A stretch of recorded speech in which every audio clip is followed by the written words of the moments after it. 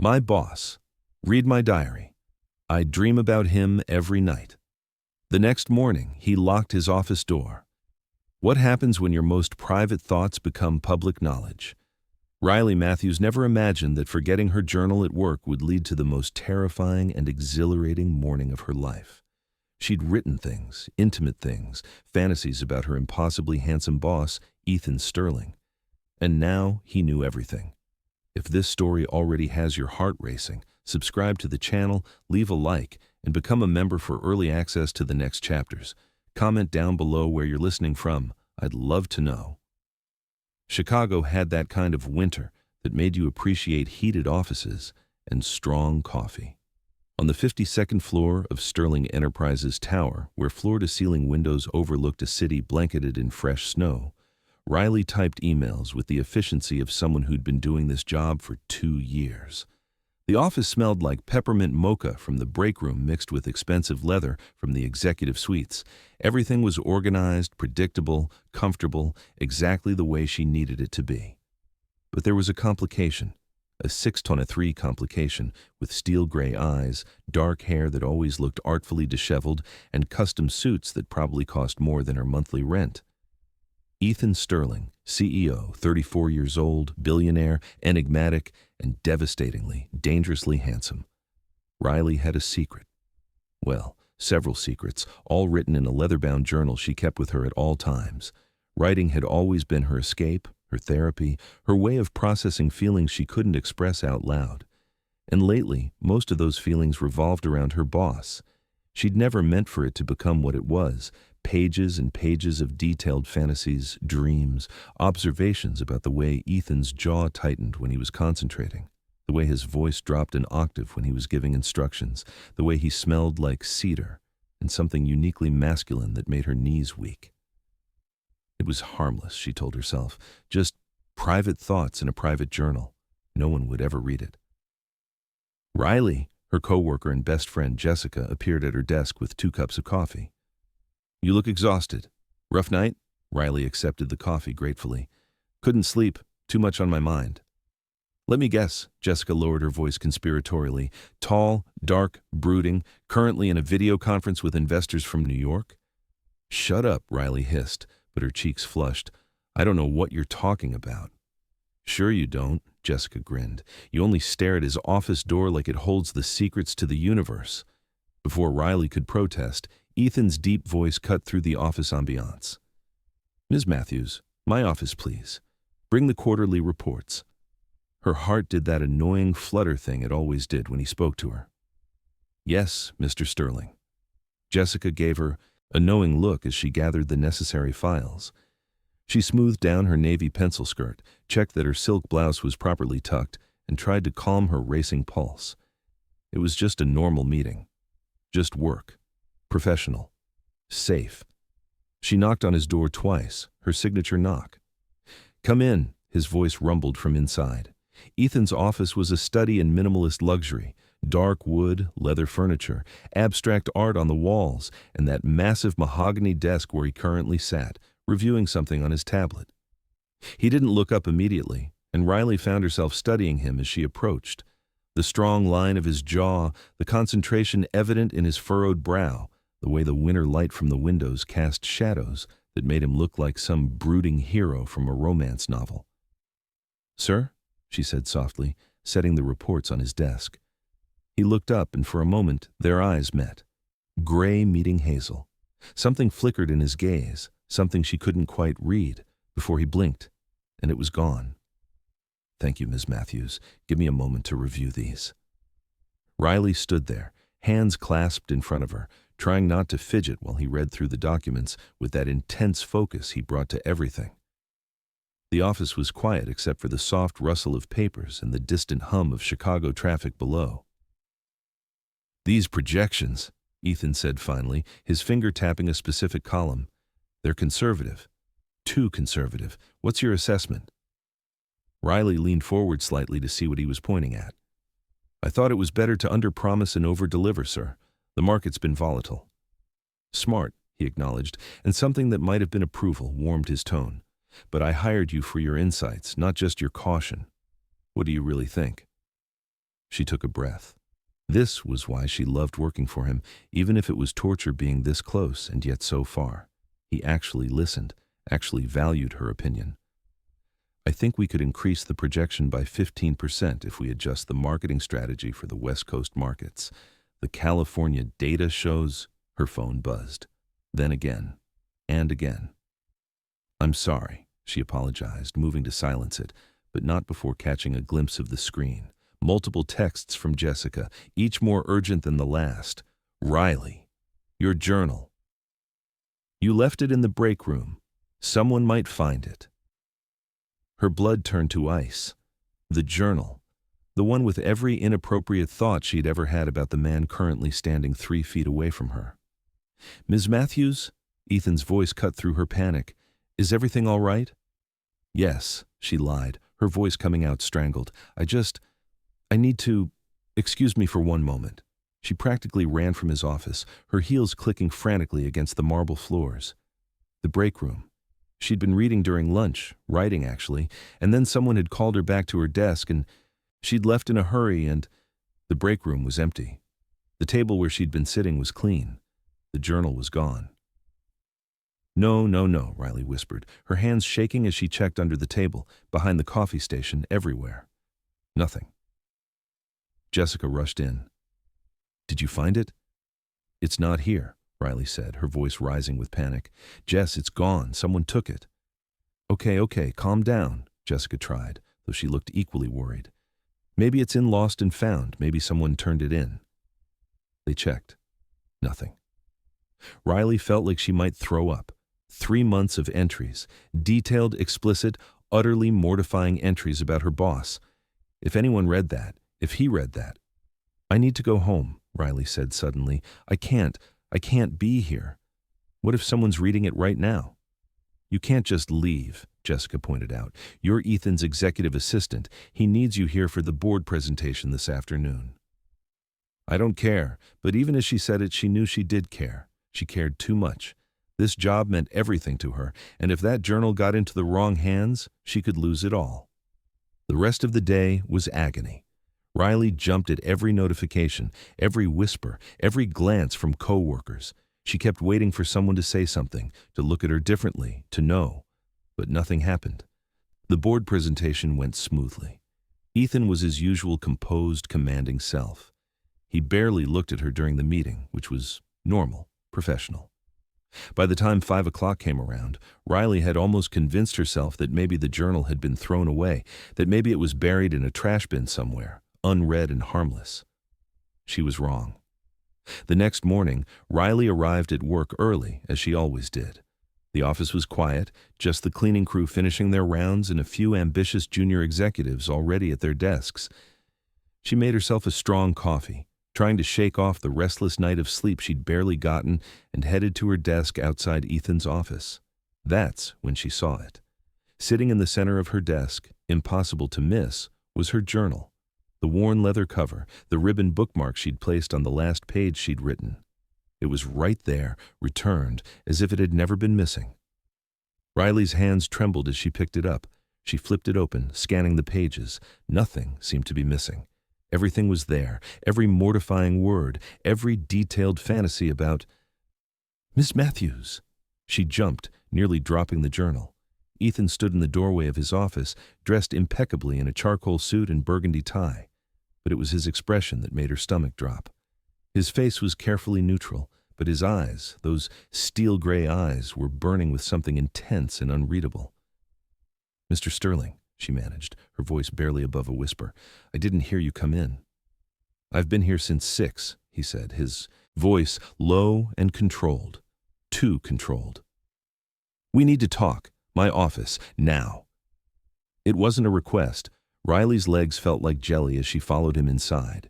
He closed the door behind them with a soft click, and then, to her absolute horror and confusion, she heard the lock engage. He locked the door. Ethan Sterling had just locked his office door with her inside. Sit, he commanded, gesturing to the leather chair across from his desk. Riley sat, clutching her journal to her chest like a shield. Her heart was hammering so hard she was sure he could hear it. Ethan didn't sit. Instead, he moved to stand in front of his desk, leaning back against it, arms crossed over his broad chest. He studied her for a long moment, his expression unreadable. "Do you know how my morning started, Ms. Matthews?" he asked, his voice dangerously soft. Riley shook her head, not trusting her voice. "I arrived at 6, as I mentioned. I made my coffee, sat down at my desk to review contracts, and found something very interesting in my drawer. Would you like to know what it was?" Oh God, no. "Your journal," Ethan continued, his eyes never leaving hers. "Someone apparently found it in the break room yesterday and, assuming it was important, left it in my office for safekeeping since you're my assistant." Riley thought she might actually die. Right there, in that moment, her heart would stop and she would simply cease to exist. "Mr. Sterling, I can explain—" "Can you?" He tilted his head slightly, and there was something predatory in the gesture. "Can you explain the entry from last Tuesday where you wrote, and I quote, 'I dreamed about him again. His hands on my skin, his mouth on my neck, the way he'd whisper my name like a prayer?'" Riley's face was on fire. She couldn't breathe, couldn't think. "Or perhaps," Ethan continued, pushing off from the desk and taking a step toward her, "you'd like to explain Monday's entry. I watched him in the meeting today, the way his fingers moved across the papers, and all I could think about was how those fingers would feel." "Please stop," Riley whispered, tears burning in her eyes. "Please, I'm so sorry. I never meant for you to read that. I never meant for anyone to read it. It was private. It was just—" "Just what?" Another step closer. "Just harmless fantasies about your boss?" "Yes," she admitted, her voice breaking. "Just fantasies. They didn't mean anything. I would never act on them. I know it's inappropriate and wrong, and I completely understand if you want me to resign." "Riley." The use of her first name stopped her mid-ramble. He never called her by her first name. It was always Ms. Matthews, always professional, always distant. She looked up at him through tear-blurred eyes, and what she saw in his face made her breath catch. It wasn't anger. It wasn't disgust. It was something far more dangerous. "Do you know how many times I've read your journal this morning?" Ethan asked, his voice dropping to that low, rough tone that had featured in far too many of her dreams.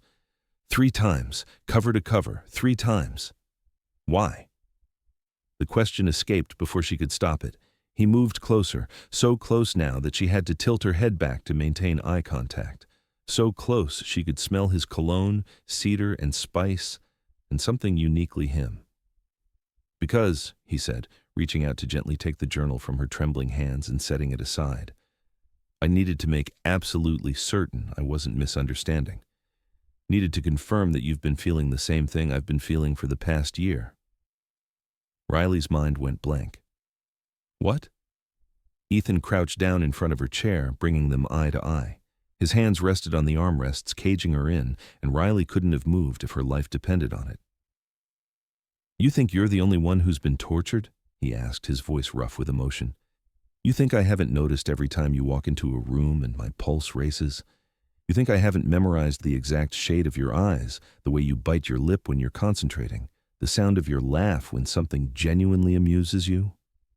"Ethan," she whispered, barely daring to believe what she was hearing. "I'm your boss," he continued, his eyes searching hers intensely. "There are rules, protocols, 1,000 reasons why I've kept my distance, why I've been nothing but professional, even when every instinct I have is screaming at me to pull you into my arms and never let go." Riley's heart was racing so fast she felt dizzy. "Then why now? Why tell me this?" "Because you handed me permission," he said simply.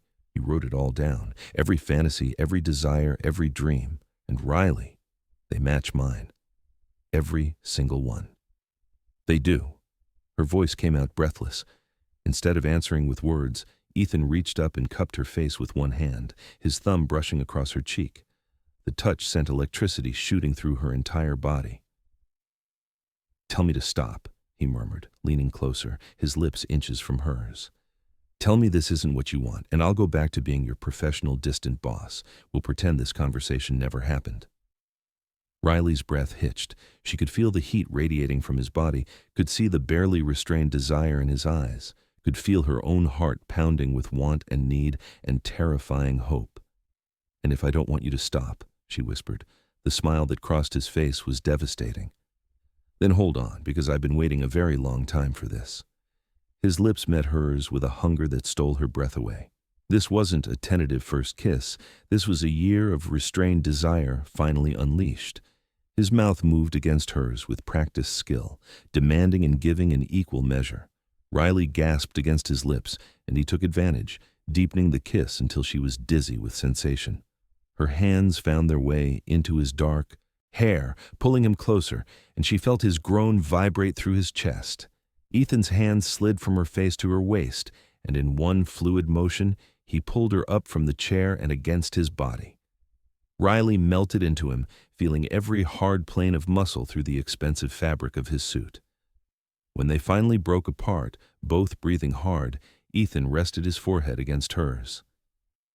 "I've imagined this so many times," he admitted, his voice rough, "but the reality is so much better." "Me too," Riley said, then laughed breathlessly. "Well, you know that already. You read my journal." "About that," Ethan pulled back slightly, his hands still on her waist. "Some of those entries were incredibly detailed, particularly the one from 3 weeks ago, the one about my desk." Riley blushed furiously. "Oh God, that one." "That one," he confirmed, his eyes dark with promise, "gave me several sleepless nights." "Good," she said, feeling bold for the first time. "You deserved it for walking around looking like you do." He laughed, the sound genuine and warm. "Looking like I do?" "Like you stepped out of a magazine shoot," Riley elaborated. "Like you're specifically designed to torture unsuspecting assistants with inappropriate thoughts." "Unsuspecting?" Ethan's thumb traced circles on her hip through her skirt. "Riley, you've been torturing me since your interview 2 years ago. You walked in wearing that blue dress and I could barely focus on your qualifications. You gave no indication." "I'm very good at hiding my feelings," he interrupted. "I've had to be. But reading your journal, seeing that you felt even a fraction of what I've been feeling, it destroyed my self-control." Riley looked up at him, seeing him clearly for the first time, without the professional barriers between them. "What happens now?" "Now," Ethan said, brushing a strand of hair from her face with infinite gentleness, "we figure this out together. There will be complications. HR policies we'll need to address, potential conflicts of interest to manage. But Riley, I don't want to go back to pretending I don't feel this way about you." "Neither do I," she admitted, "but I don't want to lose my job either. I love what I do." "You won't," he promised. "We'll do this right. Transparent, by the book. Maybe you transfer to a different department. Maybe we bring in another executive assistant. Whatever it takes to make this work without compromising your career." "You've thought about this." "I've thought about nothing else since 6 this morning," he confessed. "Actually, that's a lie. I've thought about little else for the past year. Your journal just forced my hand." Riley smiled, feeling lighter than she had in months. "So you're saying I should thank whoever found my journal and put it in your office?" "Absolutely not," Ethan said firmly. "That's between us and us alone." "But Riley," his expression grew serious, "I need you to understand something. This isn't just physical attraction for me. Yes, I want you, desperately, but I also admire you, respect you, genuinely enjoy your company. You make me laugh, you challenge me, you make me want to be a better man." Tears pricked at her eyes again, but for an entirely different reason now. "Ethan, I'm falling in love with you," he said simply. "I might have already fallen. I needed you to know that before we move forward with anything physical. Because once we cross that line, Riley, I won't want to go back. I won't be able to go back." "Good," she said, her voice shaking with emotion. "Because I've been in love with you for months. Every entry in that journal, it wasn't just desire. It was love, wrapped up in fantasies because I thought that was the only way I'd ever have you." Something broke in Ethan's carefully controlled expression. He pulled her into a fierce embrace, holding her so tightly she could barely breathe, and she didn't care. "We're doing this," he murmured against her hair. "We're really doing this." "We're doing this," Riley confirmed, pulling back to look at him. "But Ethan, that desk fantasy," his eyes darkened. "Yes? Maybe we should save that for after all the HR paperwork is filed." He laughed, but there was promise in his eyes. "Deal, but Riley." "Yes? I'm still going to kiss you senseless right now." And he did. The next few days were a careful dance of public professionalism and private intensity. At work, Ethan and Riley maintained their usual dynamic, efficient, cordial, proper. But the air between them crackled with unspoken promise. Every accidental brush of hands when passing documents became charged. Every meeting in his office required immense self-control not to lock the door and forget the world existed. Riley found herself hyper-aware of everything about him, the way he loosened his tie when stressed, the subtle muscle that ticked in his jaw when he was holding back from saying something, the heat in his eyes when he looked at her when no one else was watching. Ethan moved quickly on the HR front. By Wednesday, he'd met with the head of human resources, a no-nonsense woman named Patricia Rodriguez, and outlined the situation with complete transparency. "I'm involved with my executive assistant," he'd said bluntly. "Or rather, I will be as soon as the proper protocols are in place. I need to know what steps we need to take to make this work without compromising either of our positions or the company's integrity." Patricia had raised an eyebrow, but hadn't seemed particularly surprised. "I wondered how long you two would dance around it," she'd said. "Half the office has a betting pool." Ethan had been mortified. Riley had laughed when he told her. The solution was elegant. Riley would transition to the position of senior strategic advisor, working directly with the board of directors on long-term planning initiatives. It was actually a promotion with a substantial raise and would put her on equal footing with other executives, eliminating any power dynamic issues. "You deserve this position regardless of our relationship," Ethan insisted when presenting her with the offer. "You've been doing work above your pay grade for a year. This just formalizes it."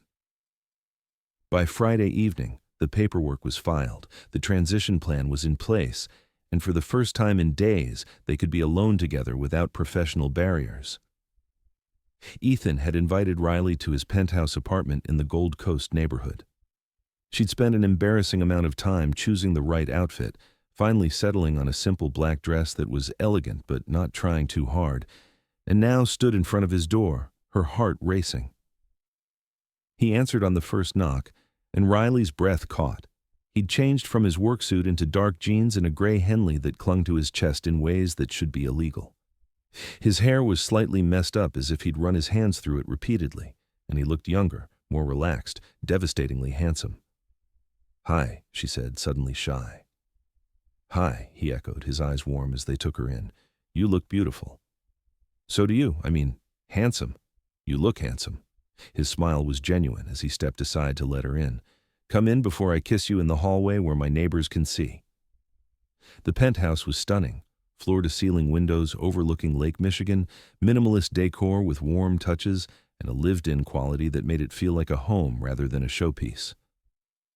"I ordered from that Italian place on State Street," Ethan said, leading her to the dining area where candles were already lit and wine was breathing. "I remember you mentioning you loved their carbonara." Riley felt her heart squeeze. "You remembered that?" "I remember everything you tell me," he said simply. "I have for 2 years." Dinner was both comfortable and charged with anticipation. They talked about everything: his childhood in Boston, her family in Portland, favorite books and movies, and the ridiculous reality TV shows they were both secretly addicted to. "You watch The Bachelor?" Riley laughed, nearly choking on her wine. "Every season," Ethan admitted without shame. "Don't judge me." "I'm not judging. I'm delighted. This is the best secret I've learned about you yet." "Wait until you find out about my vinyl collection," he teased. "I have over 500 records." "Show me." He did. The entire wall of his study was dedicated to carefully organized vinyl, spanning decades and genres. Riley ran her fingers over the spines, reading titles, and felt like she was seeing another layer of the man she loved. "This is incredible," she murmured. "I had no idea you were into music like this." "My grandmother's influence," Ethan explained, coming to stand behind her. "She believed music was the language of the soul. After my parents died when I was 10, she raised me. These were hers originally." Riley turned to face him, seeing the vulnerability in his expression. "Tell me about her."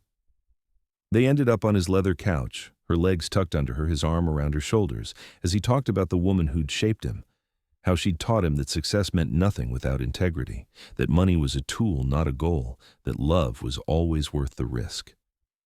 "She would have loved you," Ethan said softly, his fingers playing with Riley's hair. She always said I needed someone who would challenge me, make me laugh, keep me grounded. I wish I could have met her. Me too. He pulled her closer. Riley, I need to tell you something. The serious tone made her look up at him. What is it?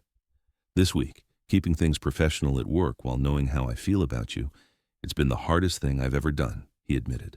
Every time you walked into my office, I wanted to lock the door and never let you leave. Every time someone else talked to you or made you laugh, I felt this irrational surge of jealousy.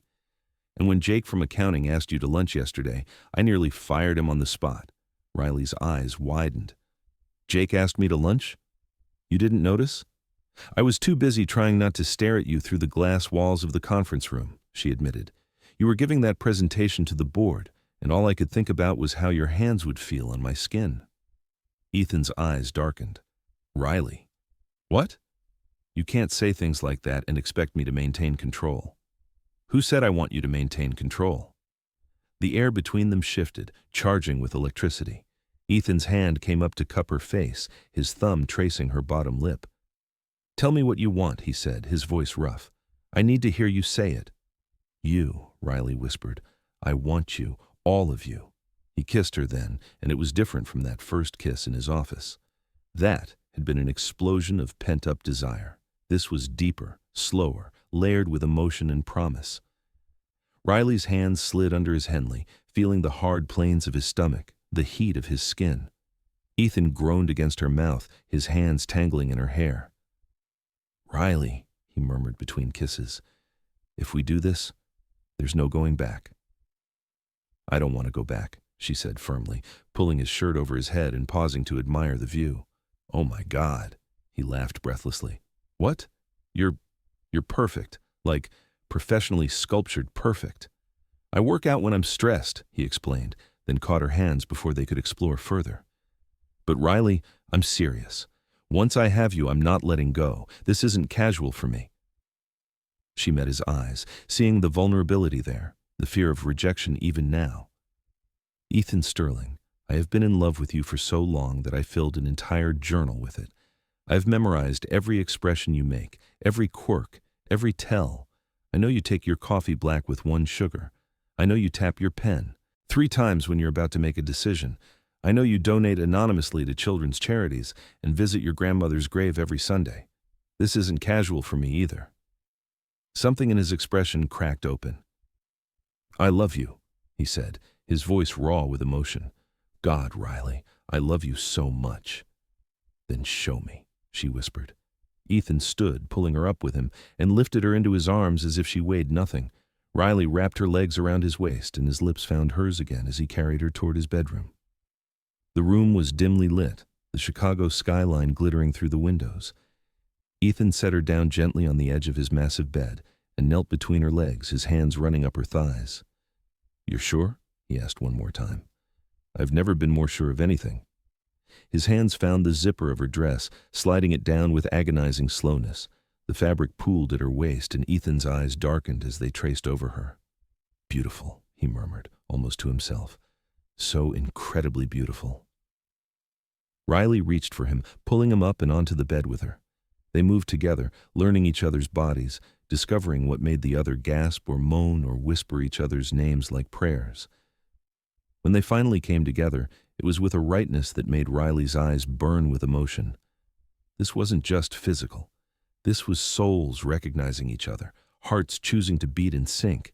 Ethan held her face between his hands, making sure she was looking at him. I love you, he said, and she could see the truth of it in every line of his face. I love you too, she replied, and then there were no more words, just sensation and emotion and the perfect synchronization of 2 bodies moving as one. Afterward, they lay tangled together, sheets twisted around them, hearts gradually slowing to a normal rhythm. Ethan's fingers traced lazy patterns on Riley's back, and she nestled against his chest, feeling more content than she ever had in her life. So, Ethan said after a comfortable silence, about that desk fantasy. Riley burst out laughing. Really? That's what you're thinking about right now? I've been thinking about it for 3 weeks, he admitted. Ever since I first read it, the visual has been burned into my brain. We filed all the HR paperwork, Riley pointed out, grinning. Technically, we could. Monday morning, Ethan interrupted, his eyes gleaming. First thing, I'll make sure we're not disturbed. Promise? I promise. He kissed her forehead, then her nose, then her lips. I promise a lot of things, actually, like waking up next to you every morning, like building a life together, like loving you until my last breath. Riley felt tears prick at her eyes. That's a pretty big promise. I'm a man who keeps his promises, he said seriously. Riley Matthews, you've owned my heart since your job interview 2 years ago. You walked in with your portfolio and your nervous energy and your brilliant mind, and I was gone, completely gone. Every day since has just confirmed what I knew that first day. You're it for me, the only one. Ethan, she whispered, unable to form a more coherent response. Marry me, he said suddenly. Riley's eyes went wide. What? I know it's fast. I know we just officially started this, but I also know I've never been more certain of anything in my life. He shifted, reaching into the nightstand drawer, and pulled out a small velvet box. You're serious, Riley breathed. You actually have a ring. I bought it 6 months ago, Ethan admitted, opening the box to reveal a stunning solitaire diamond in a platinum band. I've been carrying it around, waiting for the right moment. This might not be the right moment. I'm supposed to be on one knee, probably wearing clothes, definitely not in bed after making love to you for the first time. But Riley, I can't wait anymore. I don't want to wait anymore. 6 months ago, Riley repeated, her mind reeling. You bought this 6 months ago. I was in a meeting with suppliers, completely bored, and I was thinking about you like I always do. And I realized I wanted to spend the rest of my life with you. So I left the meeting, went to Tiffany's, and bought a ring. He looked almost embarrassed. I know it's insane. It's insane, Riley agreed, then laughed through happy tears. It's completely insane and perfect, and yes. Yes? Yes, I'll marry you. Yes to all of it. Yes to everything. The smile that broke across Ethan's face was radiant. He slipped the ring onto her finger. It fit perfectly, of course, and kissed her with a tenderness that made her heart ache. I love you, he whispered against her lips. I love you more, she countered. Impossible, he said, pulling her on top of him. But I'll spend the rest of our lives trying to prove you wrong. The engagement announcement at work caused a stir, but not the scandal they'd worried about. Most people were genuinely happy for them, and those who weren't kept their opinions to themselves when faced with the complete transparency and by-the-book way they'd handled the situation. Jessica nearly tackled Riley when she saw the ring. I knew it. I knew you two were meant to be. It happened fast, Riley admitted. Fast. Honey, you've been in love with him for 2 years. That's not fast. That's inevitable. The wedding planning was surprisingly fun. Ethan was involved in every decision, which Riley loved. He had opinions about flowers and cakes and seating arrangements, and watching him debate the merits of orchids versus roses was both hilarious and endearing. They chose to marry in the summer, 6 months after that morning in his office when everything changed. The venue was a historic mansion on the North Shore, with gardens overlooking the lake. Riley's dress was simple elegance, lace and flowing silk that made Ethan's eyes well up when he saw her, walking down the aisle. He stood there in his tuxedo, his best man from college beside him, and didn't bother hiding the tears that streaked down his face. Hi, Riley said when she reached him, echoing that first night at his penthouse.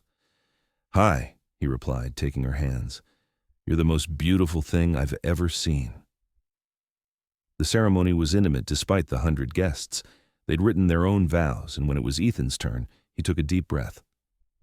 Riley, you taught me that the best things in life are the ones worth waiting for and fighting for. You challenged every assumption I had about love, about partnership, about what it means to truly know someone.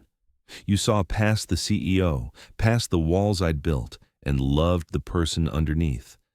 And I promised to spend every day of our life together worthy of that love.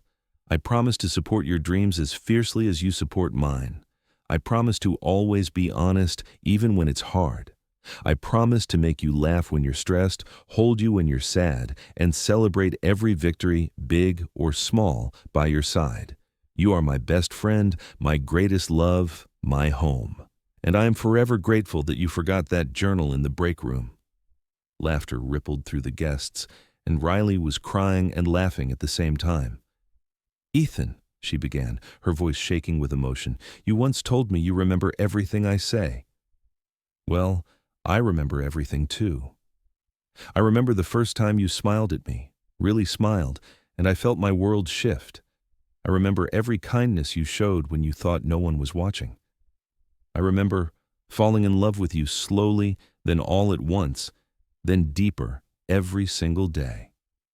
You make me brave. You make me better. You make me believe that fairy tales can be real and that love stories don't just exist in books. I promise to challenge you always, because you deserve someone who sees you, truly sees you, in all your complexity. I promise to be your partner in everything, your safe place, your home.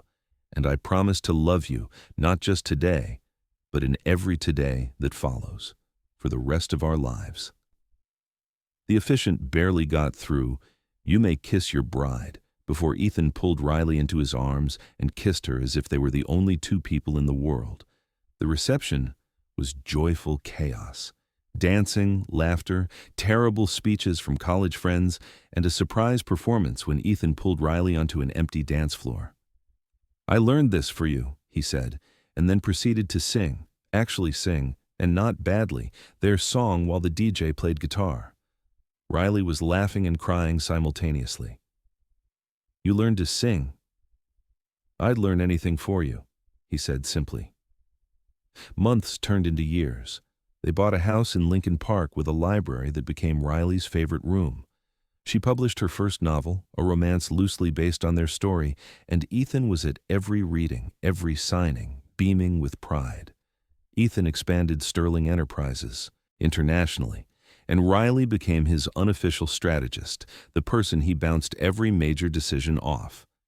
They were partners in the truest sense, in business, in life, in everything. They fought sometimes because they were two strong-willed people navigating life together. But they always made up, always talked it through, always chose each other. 3 years into their marriage, on a quiet Sunday morning, Riley woke to find Ethan watching her sleep. "Creepy," she murmured, smiling. "Can't help it," he replied, brushing hair from her face. "You're beautiful when you sleep." "You say that every time." "It's true every time." He pulled her closer. "Riley, I need to tell you something." "Okay," she said, now fully awake. "You're being serious? Should I be worried?" "No, the opposite." He took her hand, placing it over his heart. "Do you remember our first night together? When I told you that once I had you, I'd never let go?" "I remember." "I meant it, every word. These past 3 years have been the happiest of my life. Waking up next to you, building a life with you, watching you achieve your dreams, it's everything I never knew I needed. And I want more." "More?" Riley's heart started beating faster. "I want kids with you. I want to watch you grow round with my child and be there for every moment. I want 2 a.m. feedings and first steps and parent-teacher conferences. I want our house filled with laughter and chaos and love." He cupped her face. "What do you think?" Riley felt tears of joy streaming down her cheeks. "I think yes, to all of it. Yes." His smile could have lit up the entire city. "Yeah?" "Yeah." She kissed him. "Let's build a family, Ethan Sterling." 18 months later, Riley went into labor 3 weeks early. Ethan almost crashed the car twice trying to get to the hospital, and he held her hand through 17 hours of labor, never once leaving her side. When their daughter was born, 7 pounds of screaming perfect humanity, Ethan sobbed openly. "She's perfect," he whispered, holding the tiny bundle with infinite care. "She looks like you." "She has your eyes," Riley said, exhausted but radiant. They named her Grace Elizabeth Sterling, after Ethan's grandmother, and she was the light of their lives. Watching Ethan with their daughter, so gentle, so patient, so completely in love, made Riley fall in love with him all over again. 2 years later came their son, James. And then, 3 years after that, another daughter, Sophie. Their house was chaos, beautiful, exhausting, wonderful chaos. Between Sterling Enterprises, Riley's writing career, and 3 kids under 7, life was never boring. But every Friday night, without fail, after the kids were asleep, Ethan and Riley had their ritual. They'd open a bottle of wine, put on vinyl records, and just talk. About everything and nothing, about their weeks, their dreams, their fears, their hopes. "Do you ever regret it?" Riley asked one night, years into their marriage, as they swayed to Etta James in their living room. "Choosing me? The complications it caused?" Ethan pulled back to look at her, genuine confusion on his face. "Are you serious?" "I just mean, Riley Sterling, you are the best decision I ever made. The only decision that truly mattered. Everything good in my life stems from that morning when I read your journal and realized I didn't have to keep hiding how I felt." He kissed her forehead. "If anything, my only regret is not telling you sooner, not taking the risk earlier. We found our way to each other," Riley said. "That's what matters." "We did," he agreed, "and I'd choose you every single time. In every universe, in every lifetime, I'd choose you." "That's very romantic for a corporate CEO." "You bring out my romantic side," he teased, spinning her, "among other things." "Oh, what other things?" "I could show you," he suggested, his eyes darkening in that way that still made her pulse race after all these years. "The kids are asleep. We have at least 2 hours before someone needs something." Riley laughed. 2 hours? We can work with that." He swept her into his arms, carrying her toward the stairs just like he had on their first night together. Riley wrapped her arms around his neck, looking at the man who'd somehow become even more handsome with age, who was an incredible father, who still made her heart race with a single look. "I love you," she said simply. "I love you more," he countered, their eternal debate. "Impossible." "We'll see," he said, kicking their bedroom door closed behind them. Years later, when Grace was a teenager and discovered her mother's old journal, the one that had started everything, she came downstairs with wide eyes. "Mom," she said, her face red, "I found something in the attic. Please tell me I did not just read what I think I read." Riley looked up from her laptop where she was working on her latest novel. Ethan, who was helping James with algebra homework at the kitchen table, glanced over. "What did you find, sweetheart?" Riley asked, though she had a sinking suspicion. Grace held up the worn leather journal. "Your diary from before you and Dad got together.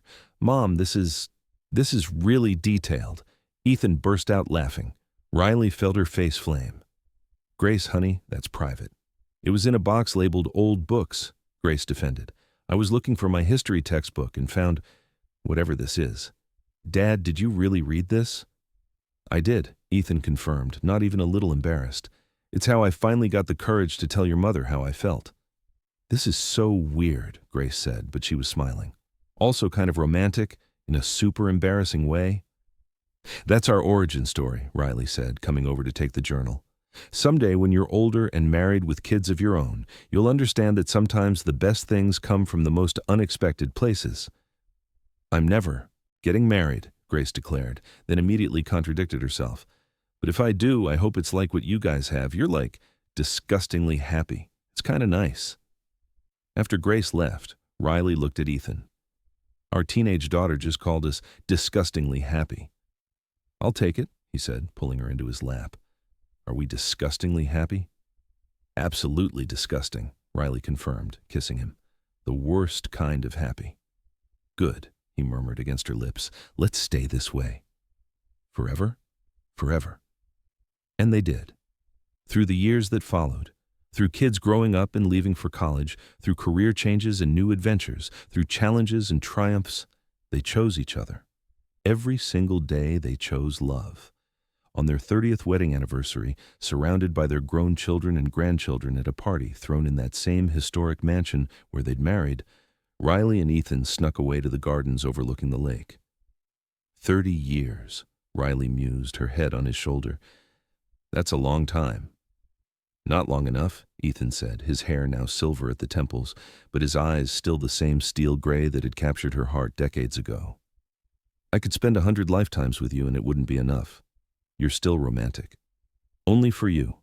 He turned her to face him, taking her hands. "Riley Sterling, you were worth every moment of waiting, every complication, every challenge. You were worth it all, and I'd do it all again in a heartbeat." "I love you," she said, the same words she'd said thousands of times over 3 decades, and they still felt new. "I love you more," he replied, their eternal debate still unresolved.